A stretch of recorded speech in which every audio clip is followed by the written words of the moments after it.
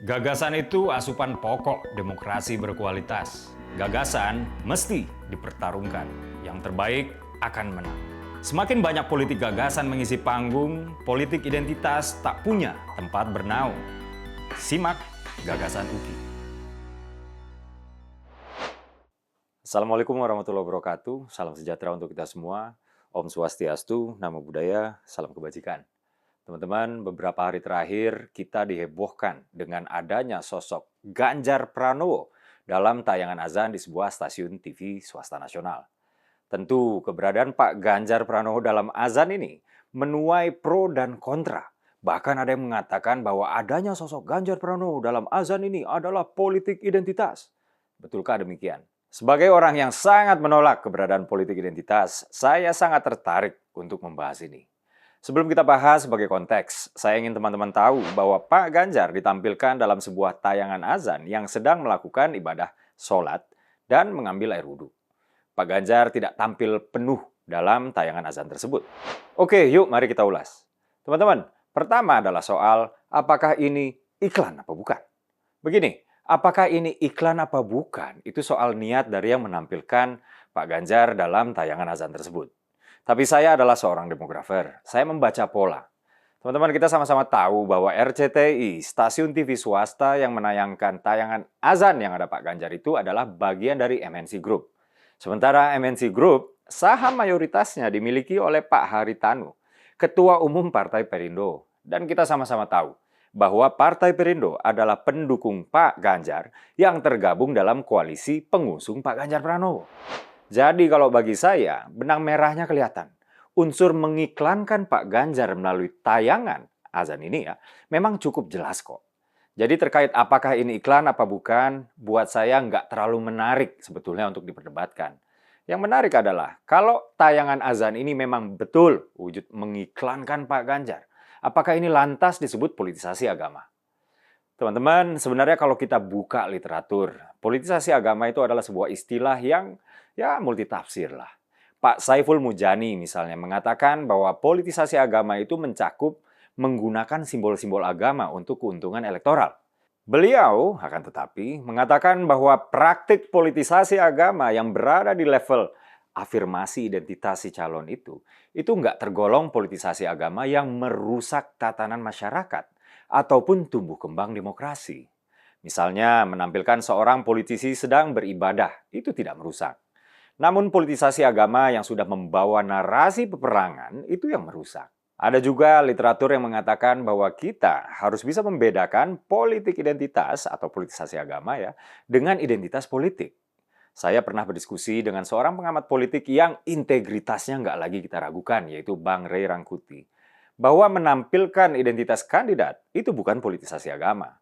Di situ tidak ada ajakan untuk memilihnya karena identitasnya. Di situ tidak ada himbauan untuk tidak memilih kandidat lain karena identitasnya. Menampilkan sisi humanis si kandidat seperti keluarga si kandidat, hobi si kandidat, hingga seberapa religius si kandidat adalah hal yang lumrah. Bahkan publik berhak tahu hal-hal tadi. Saya percaya apa yang terjadi, yaitu tayangan azan yang ada Pak Ganjar di dalamnya itu bukan politik identitas. Bagi saya, politik identitas itu harus memenuhi dua unsur. Unsur pertama, memposisikan agama sebagai komoditas politik partisan, sehingga terjadi pengkaflingan agama tertentu. Jadi seolah barisan kandidat A adalah barisan Tuhan, maka rival politik si kandidat A adalah musuh Tuhan. Lebih lanjut, saya juga nggak setuju bahwa menampilkan religiusitas sang kandidat disebut politisasi agama. Seperti yang sudah saya bilang sebelumnya, ada perbedaan mendasar antara politisasi agama ya, yang lekat dengan politik identitas, dan identitas politik.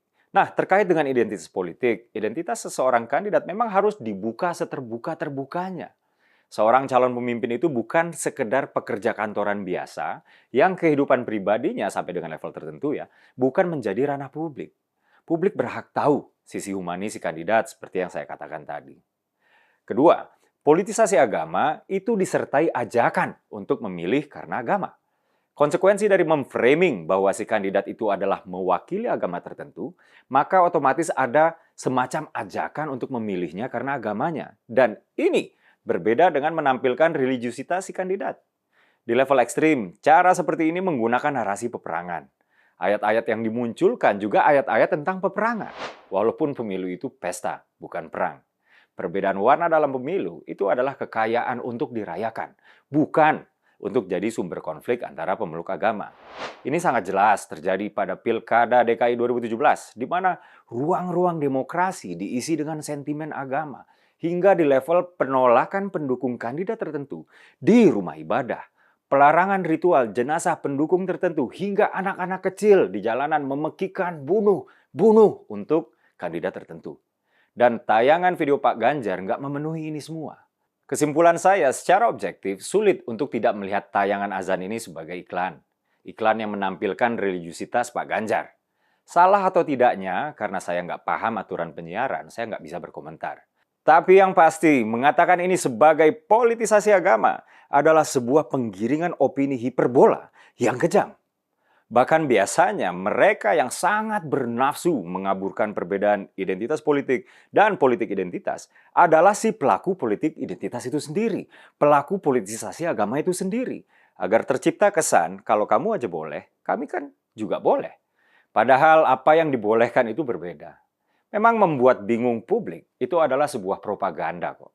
Seperti kata Harry S. Truman, Presiden Amerika Serikat ke-33, "If you cannot convince them, you confuse them." Kalau Anda nggak bisa yakinkan mereka, bikin mereka bingung. Saya Dede Prayudi, wassalamualaikum warahmatullahi wabarakatuh.